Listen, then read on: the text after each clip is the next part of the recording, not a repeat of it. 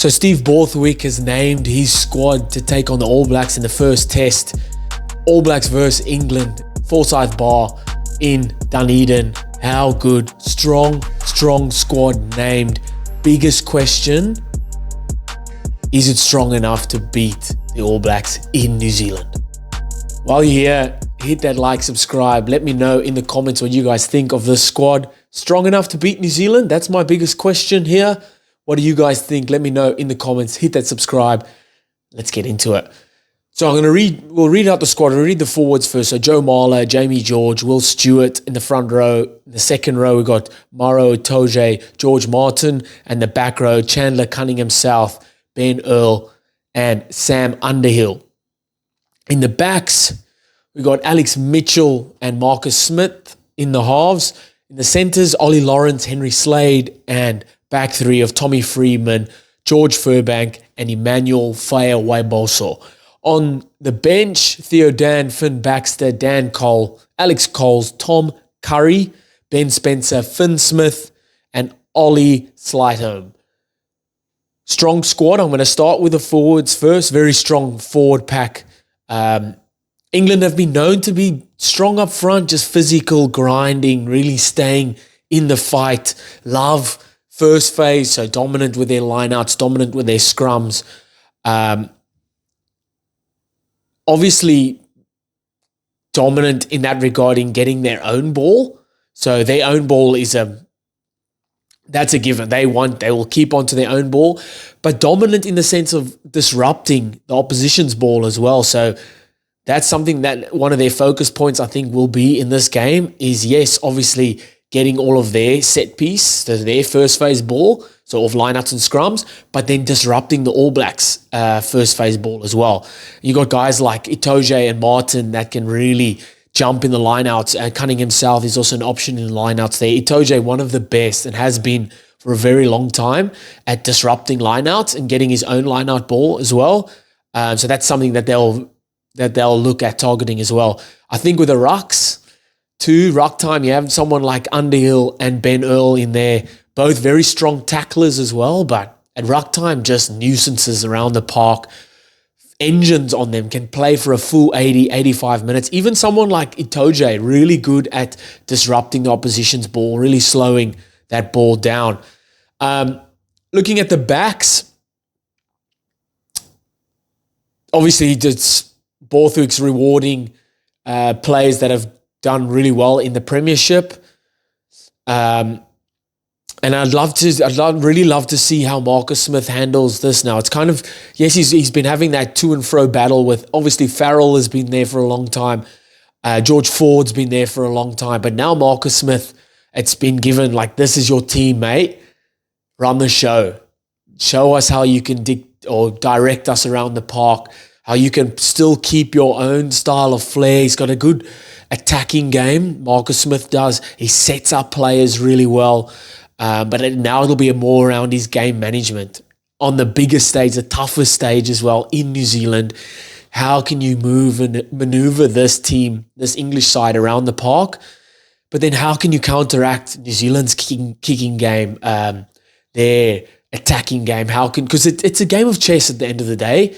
The 10s versus each other, and how will Marcus Smith handle all of that will go a long way in whether England can win this or not. Obviously, whether his forward pack are going forward and giving him good ball, that makes a massive difference. If your forwards are going forward, it makes it a hell of a lot easier for the fly-off. But I'd just love to see how he goes in that regard. Obviously, looking at someone like Ollie Lawrence and Waiboso to really set the tone of first phase, getting them over that advantage line, setting them up for those second, third phase for the forwards coming around the corner. And then defensively as well, like Ollie Lawrence and Henry Slade, I think will be their key defenders. You can best believe All Blacks running shape and lines and players at that front three of Smith, Lawrence and Slade. They're going to get a lot of traffic down their channel, and whether they can really number up there on defense will also go a long way. Obviously, in the backs, the Saints, Northampton Saints connection of Mitchell, Furbank and Freeman. And then Exeter also have got 2 players in there, Slade and Waboso. So how can England win this one? And I've kind of nailed it down to 4 points, okay? Firstly is win their set piece. So line out scrums, it's a non-negotiable. You have to win your own and then push at disrupting the All Blacks lineouts and scrums as well.